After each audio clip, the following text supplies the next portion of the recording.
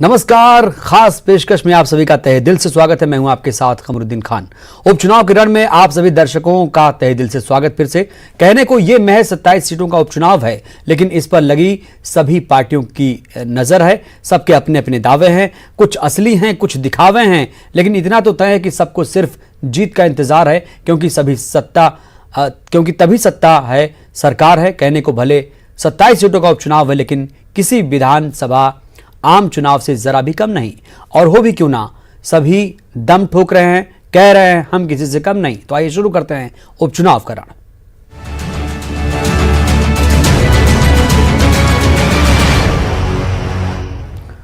और विधानसभा सत्र को लेकर सर्वदलीय बैठक कल होने जा रही है। प्रोटेम स्पीकर रामेश्वर शर्मा ने बैठक बुलाई।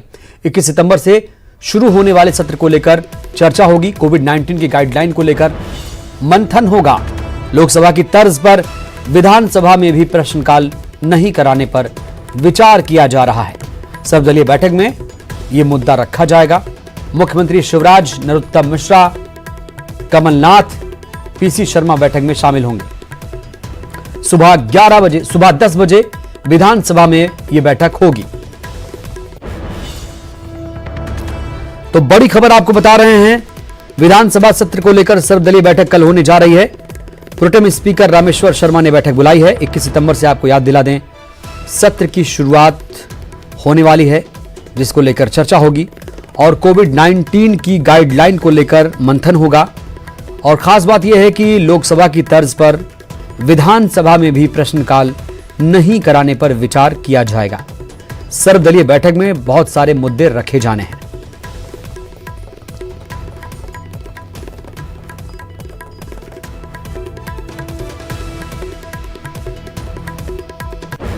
और ज्यादा जानकारी के साथ हमारे सहयोगी अनुराग श्रीवास्तव जुड़ चुके हैं। अनुराग, सर्वदलीय बैठक कल बुलाई गई है, क्या क्या मुद्दे होंगे और कितनी महत्वपूर्ण होगी ये सर्वदलीय बैठक इस बार की?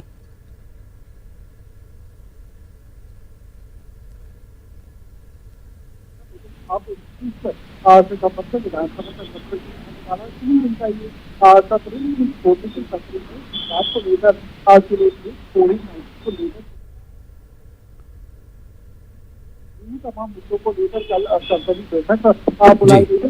स्पीकर रामेश्वर शर्मा ने विधानसभा में बुलाई संसदीय बैठक होगी और उसमें इस बात को लेकर चर्चा की जाएगी कि कोविड-19 को लेकर जो गाइडलाइन है उसका सदन की कार्रवाई के दौरान किस तरह से पालन किया जा सकता है। और दूसरी सबसे बड़ी बात यह है कि लोकसभा में प्रश्नकाल जो है नहीं कराने का फैसला प्रश्नकाल जो है नहीं कराने का फैसला हुआ है। आज से संसद का सत्र शुरू हुआ है, उसमें प्रश्नकाल नहीं हो रहा है। विपक्ष इस बात को लेकर आपत्ति जरूर जता रहा है, लेकिन कल जब सर्वदलीय बैठक होगी तो उसमें भी इस प्रस्ताव को रखा जाएगा कि विधानसभा में सदन की कार्रवाई के दौरान प्रश्नकाल नहीं कराया जाए, क्योंकि उसमें लंबी बहस कराई जाती है। और यदि बहस का मुद्दा होगा, सवाल और जवाब सदन के अंदर किए जाएंगे तो उससे संक्रमण फैलने का खतरा हो सकता है। तो खबर इस बात को लेकर भी है कि जो अध्यक्ष दीर्घा होती है, जो दर्शक दीर्घा होती है, उसमें भी विधायकों को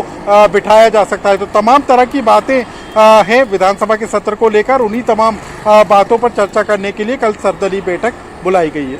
बिल्कुल, ये भी जानना जरूरी है अनुराग की जब भी चाहे विधानसभा की कार्यवाही हो, लोकसभा की कार्यवाही हो, उसमें प्रश्नकाल बहुत जरूरी होता है। हालांकि इस पर भी विचार हो रहा है कि इस बार विधानसभा में प्रश्नकाल नहीं होंगे, सवाल नहीं पूछे जाएंगे। तो आने वाले जो सत्र 21 सितंबर से शुरू हो रहा है, उसमें किन किन मुद्दों पर सियासी भारत देखने को मिल सकती है?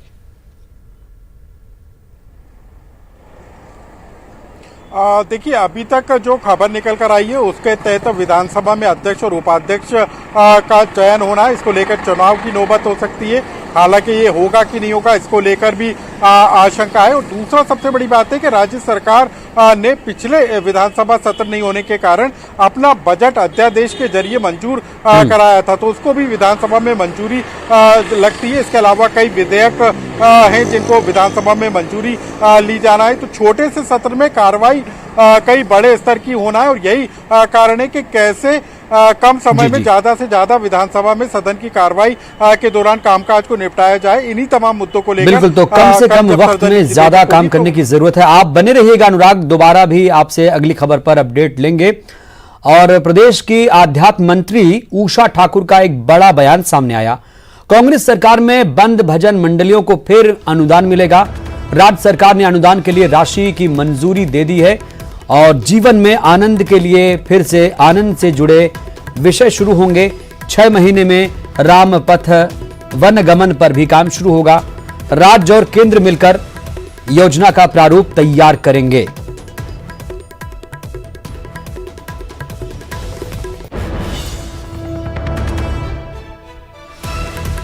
प्रदेश की आध्यात्म मंत्री उषा ठाकुर का बड़ा बयान सुनाते हैं आपको। भजन मंडलियों को ढोल मंजीरों के लिए अनुदान देने की तैयारी में और इसको लेकर राज्य सरकार ने 30 करोड़ रुपए का बजट भी मंजूर किया है। प्रदेश की अध्यात्म मंत्री उषा ठाकुर हमारे साथ मौजूद हैं। मैडम, फिर से भजन मंडलियों को अनुदान देगी सरकार? जी, वो बहुत आवश्यक है, क्योंकि कोविड-19 ने बता दिया कि यदि लोग सकारात्मकता से भरे हुए नहीं होंगे, आध्यात्मिकता से जुड़े नहीं होंगे, तो वो अवसाद के शिकार होंगे। और यही वजह है कि सब खूब जितने निर्देश हैं कोविड के, मास्क लगाए, 2 गज की दूरी पर रहें, पर प्रसन्न रहें और आनंद से रहें, तो मुझे लगता है कि मानसिक अवसाद से बच पाएंगे, स्वास्थ्य की ओर शीघ्र बढ़ पाएंगे। आनंद के पैरामीटर फिर से तय करेगी? फिर से सरकार कुछ आनंद विभाग को शुरू करेगी? देखिए, आनंद तो शाश्वत विषय है, उसके पैरामीटर कोई तय नहीं कर सकता, पर हाँ, उसके माध्यम से कुछ ऐसी सकारात्मक गतिविधियां जो बच्चों में प्रसन्नता का, आह्लाद का, आनंद का विस्तार करें, उनका जरूर चयन करेंगे। भजन मंडलियों को फिर से अनुदान मिल सकेगा? क्योंकि कहा जा रहा था, बीजेपी इस बात का आरोप लगा रही थी कि पिछली सरकार ने अनुदान पर रोक लगा दी है। जी, भजन मंडलियां वो संस्कृति की संरक्षक हैं, वो ग्रामीण क्षेत्र में सामाजिक संगठन की बहुत महत्वपूर्ण इकाई हैं, तो निश्चित रूप से उनको ये अनुदान दिया ही जाना चाहिए। इसके अलावा ये रामपथ वन गमन को लेकर कोई बात आगे बढ़ी कि कहाँ पर किस तरीके से काम होगा, कब तक शुरू होगा, कितनी राशि उसके लिए रखी गई है?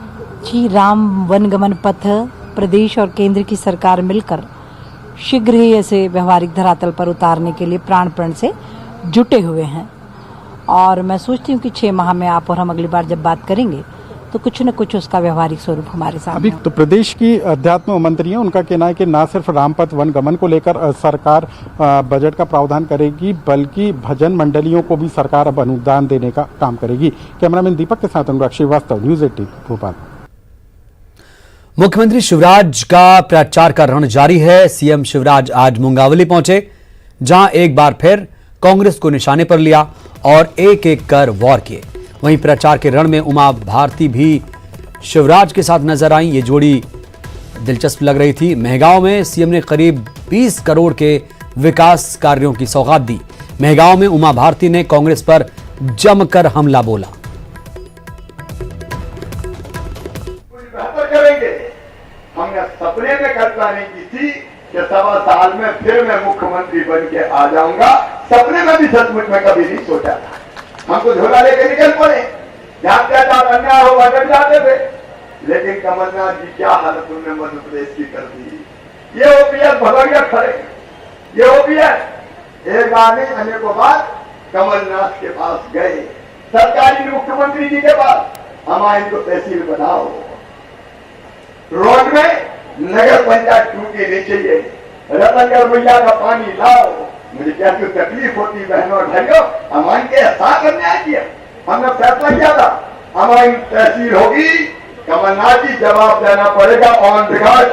हमारी की धरती में खड़े रहे के शिवराज सिंह चौहान कह रहा है, बताओ तुमने हमारी को तहसील बनाने का प्रस्ताव क्यों रद्द किया।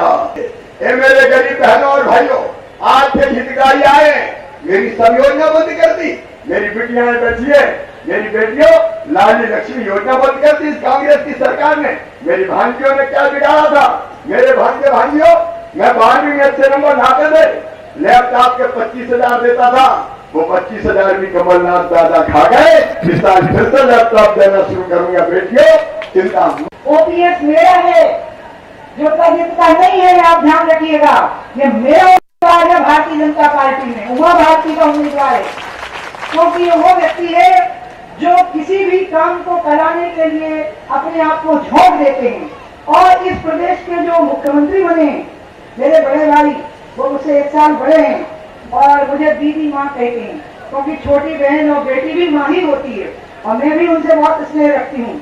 वो एक ऐसे व्यक्ति है कि मैं ये मानती हूँ कि अब की बार, क्योंकि वो पहले बने मुख्यमंत्री 6 में, फिर वो मुख्यमंत्री बने 8 में, फिर वो मुख्यमंत्री बने 13 में, और अब वो जो मुख्यमंत्री बनेंगे और अब वो जो सरकार चलाएंगे, अब उनको एक बात समझ में आ रही है कि ये भगवान की कृपा के बिना संभव नहीं है जो उनके साथ हुआ है, ये ईश्वर की कृपा से ही संभव हो सकता है। इससे पहले मुख्यमंत्री शिवराज आज मुंगावली पहुंचे, जहां एक बार फिर कांग्रेस को निशाने पर लिया और एक एक करके वार किया। कांग्रेस पर किसानों से धोखा करने का आरोप लगाया।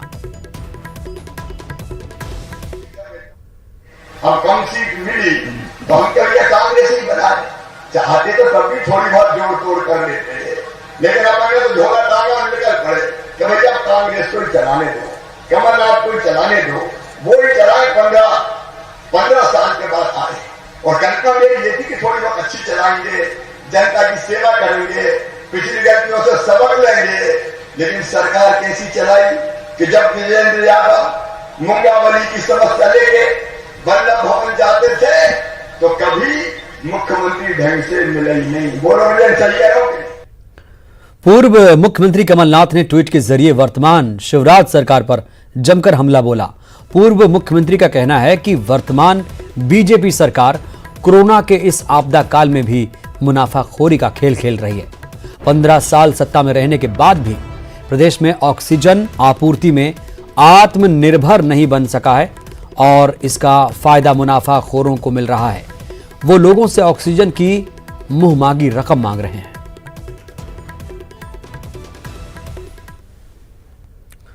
और खबर ग्वालियर से, जहां कमलनाथ दिग्विजय के खिलाफ बीजेपी की यूथ ब्रिगेड उतरने की तैयारी कर रही है। भारतीय जनता युवा मोर्चा झूठ बोले कौवा काटे अभियान चलाएगा। उपचुनाव वाली सीटों पर कमलनाथ और दिग्विजय का विरोध किया जाएगा। कांग्रेस के सिंधिया विरोध पर बीजेवाईएम पलटवार करेगा।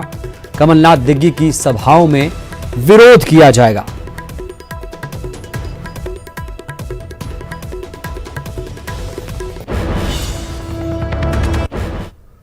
इधर भोपाल में कांग्रेस किसान कांग्रेस ने विरोध प्रदर्शन किया। कृषि मंत्री कमल पटेल के बंगले का घेराव करने जा रहे कार्यकर्ताओं की पुलिस से झूमाझटकी देखने को मिली।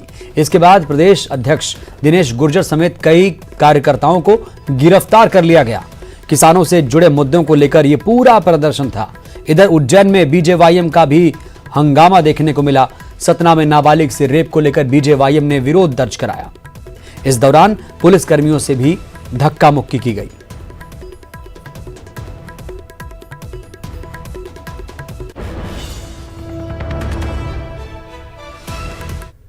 भोपाल में किसान कांग्रेस के कार्यकर्ताओं ने कृषि मंत्री कमल पटेल के आवास का घेराव करने की कोशिश की।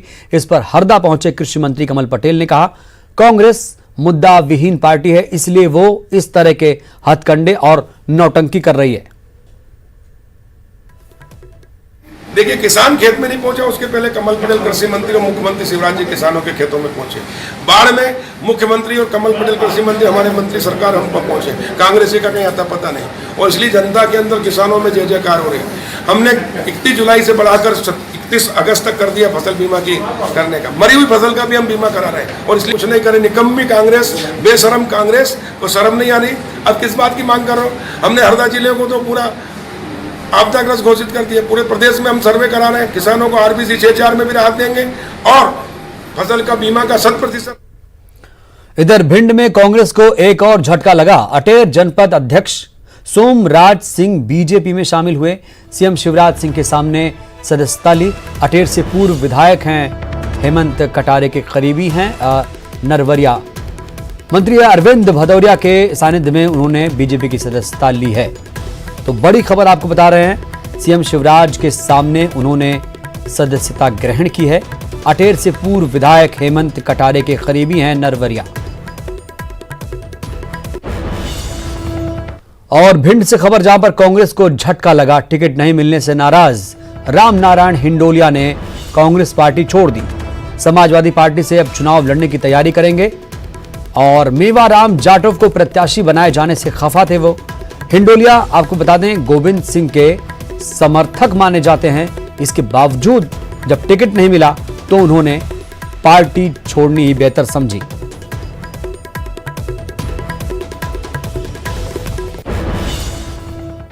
यह पार्टी को कम से कम कार्यकर्ताओं से, सेक्टर अध्यक्षों से, प्रत्याशी जितने टिकट मांग रहे थे उनसे सबसे राय मशवरा लेकर के अगर टिकट होता तो मेरे समझ में बहुत अच्छा था, क्योंकि गोयली समाज से दोनों लोग आते हैं। हमारे यहाँ दो खार चलते हैं जाटव समाज में, गोयल और जाटव।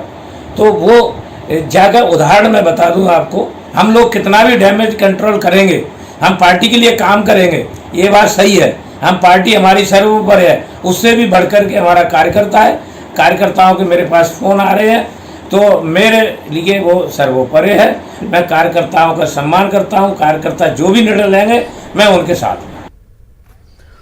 और ज्यादा जानकारी के साथ हमारे सहयोगी अनुराग श्रीवास्तव जुड़ चुके हैं। अनुराग, हम देख पा रहे हैं ग्वालियर चंबल के भिंड इलाके में, भिंड जिले में खासतौर से अगर देखें तो कांग्रेस को एक के बाद एक झटका लग रहा है। अटेर जनपद अध्यक्ष सोमराज सिंह बीजेपी में शामिल हुए। इसके अलावा ये ताजा खबर कि अब टिकट नहीं मिलने से नाराज राम नारायण हिंडोलिया भी अब सपा का दामन थाम चुके हैं।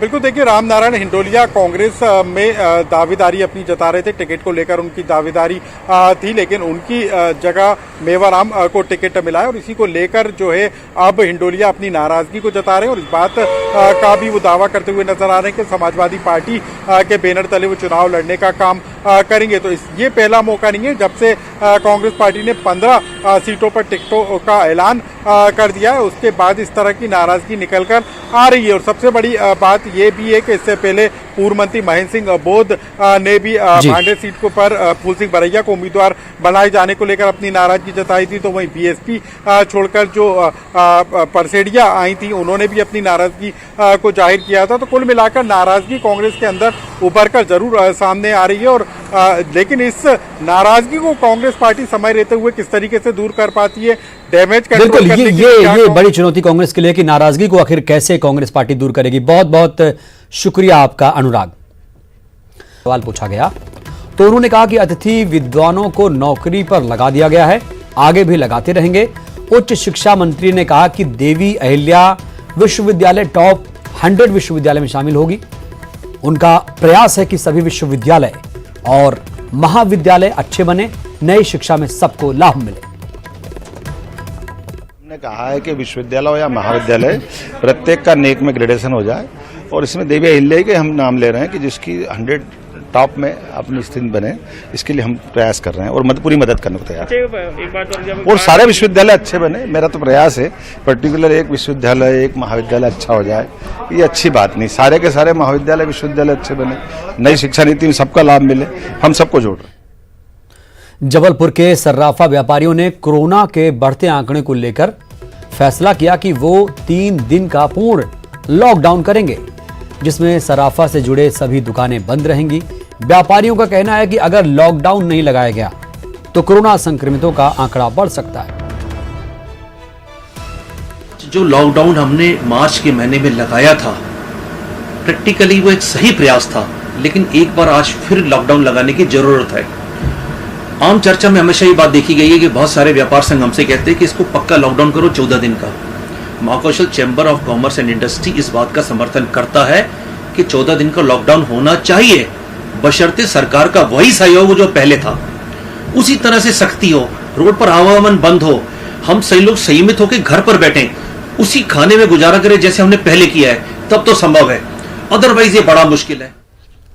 और सीहोर से खबर, जहां पर कोरोना वॉरियर की मौत हो गई। कोरोना योद्धा को आखिरी सलामी दी गई, आखिरी बार सलाम किया गया। ये देखिए, आरक्षक घनश्याम वर्मा की कोरोना से मौत हुई है। जिला कोविड सेंटर में उनका इलाज चल रहा था। कोतवाली थाने में पदस्थ थे आरक्षक घनश्याम वर्मा। इंदिरा नगर विश्राम घाट पर अंतिम संस्कार उनका किया गया।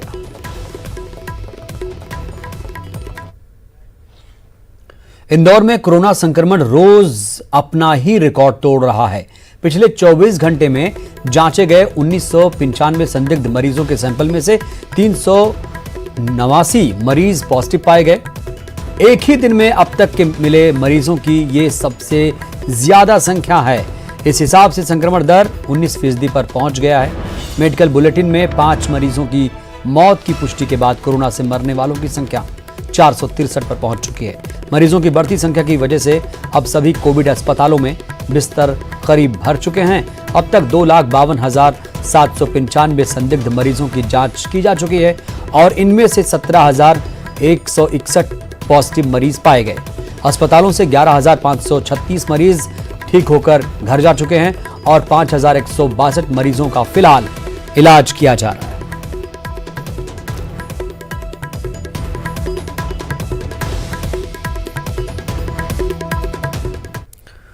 और मध्य प्रदेश में जो कोरोना है वो बेकाबू होता जा रहा है। 90,000 के पार आंकड़ा पहुंच चुका है। मरीजों का आंकड़ा 24 घंटे में 2,383 नए मामले सामने आए हैं। हालांकि 1,713 मरीज ठीक होकर घर लौट चुके हैं। 24 घंटे में 29 मरीजों की जान भी गई है। तो ये कोरोना से जुड़ा बड़ा अपडेट है। तो बड़ी खबर कोरोना से जुड़ी ये अहम अपडेट आपको दे रहे हैं, जहां पर 90,000 के पार संक्रमितों का आंकड़ा पहुंच चुका है। मध्य प्रदेश में 24 घंटे में 2,383 नए मामले सामने आए हैं। 1,713 मरीज हालांकि ठीक होकर घर भी लौट चुके हैं और 24 घंटे में 29 मरीजों की जान भी गई है।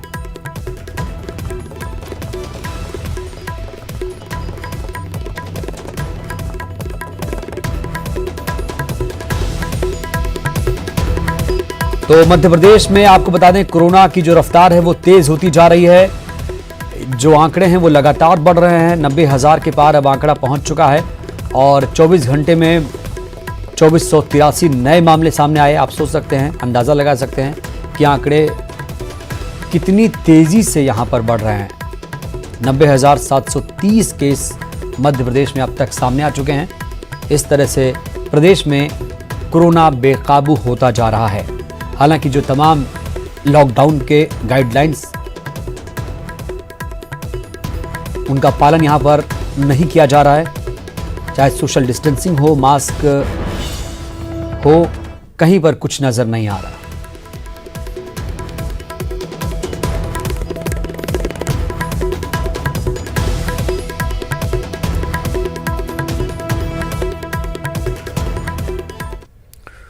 बात इंदौर की, जहां श्राद्ध पक्ष में एक अनूठा तर्पण कार्यक्रम आयोजित किया गया। कार्यक्रम में पहली बार कोरोना योद्धा, देश के शहीद जवानों और अन्य लोगों को तर्पण किया गया। कोरोना काल में सामाजिक दूरी को ध्यान में रखते हुए कोरोना योद्धाओं, शहीद जवानों को तर्पण कर उनकी आत्मा की शांति के लिए प्रार्थना की गई।